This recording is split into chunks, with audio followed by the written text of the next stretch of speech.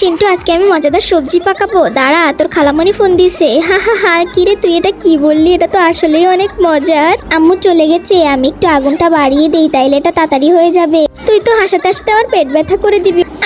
এটা কি হচ্ছে? হাড়ির সাথে সব মাংস পড়ে গেছে। আচ্ছা তাহলে রাখি, পরে কথা হবে। হায় হায়, চুলায় তো মাংস, আর চিন্টু সেখানে। দৌড়ে গিয়ে দেখি কি হয়েছে। হায় হায় চিন্টু, এ কি হলো তোর সাথে? তোর শরীর গরম হয়ে গেছে, বুঝেছি। তোকে ঠান্ডা করতে হবে, তাই তোকে ফ্রিজের মধ্যে কিছুক্ষণ রেখে দিচ্ছি, তাহলে তুই ঠিক হয়ে যাবি। ওগো, তুমি কোথায়? তোমার জন্য সুন্দর ফুল এনেছি। তুমি আমার জন্য ফুল এনেছো, এই জন্য তোমাকে অনেক অনেক ধন্যবাদ। চলো আমরা খাবার খাই। আচ্ছা, আমাদের ছেলে কোথায়? মা কখন আসবে আমাকে বের করতে? আমি ঠান্ডায় জমে যাচ্ছি।